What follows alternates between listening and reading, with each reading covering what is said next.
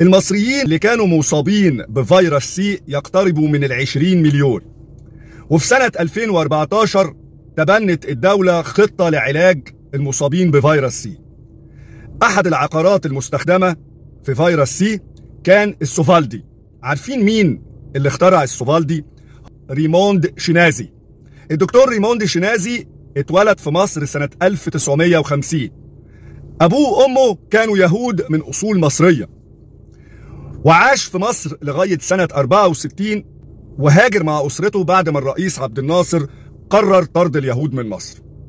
لما خرج ريموند شينازي مع أسرته هاجروا كلاجئين على نابولي في إيطاليا، ومنها درس واتعلم وطلع على انجلترا وامريكا وطور ابحاثه وعلمه انه طلع عقار السوفالدي اللي عالج ملايين البشر في العالم من فيروس سي. ووصل الامر بريموند شينازي من حبه في مصر وطفولته اللي قضاها في مصر انه قرر يدي حق براءة الاختراع للشركات المصرية انها تنتج الدواء علشان تعالج اكبر عدد من المرضى بفيروس سي. احتفل يهود مصر برأس السنة العبرية، وأول مرة نلاقي الخبر ده نزل على السوشيال ميديا، لأن اليهود اللي فضلوا في مصر بعد قرار الرئيس الراحل عبد الناصر بطردهم لم يتبقى منهم سوى 80 مصري. احتفال اليهود اللي تم من يومين في أحد المعابد بالقاهرة، لكن للأسف الشديد في بعض الناس ما عجبهمش الاحتفال ده وكتبوا تعليقات سلبية جدا جدا على الموقع الإخباري اللي نزل الخبر. في البداية عايز أوضح حاجة مهمة جدا، إن ربنا سبحانه وتعالى خلق الناس مختلفين في الجنس والشكل واللون والعرق والديانة والعقيدة، فدي مشيئة ربنا. وربنا سبحانه وتعالى قال: ولو شاء ربك لجعل الناس أمة واحدة ولا يزالون مختلفين. صدق الله العظيم. إذن تدخل الإنسان في المشيئة الربانية ده تصرف غلط، وتصرف مش المفروض إن العبد يدي لنفسه الحق ده. ثانيا، مصر طول عمرها مهد للحضارات ومهد للأديان، فالمفروض إن احنا نتعايش بسلام مع كل اللي مختلف معانا.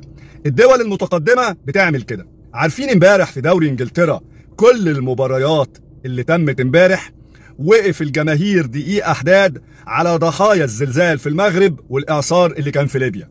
شوفوا قمة الإنسانية والرقي. ليه احنا بقينا عندنا غلو وتطرف، رافضين المختلف معانا سواء مسيحي أو يهودي أو ملحد أو لا ديني؟ ما نتعايش في سلام ونتقبل المختلف معانا طالما ما بيعملش أي تصرف مضر بالمجتمع أو بالناس اللي عايشة في البلد.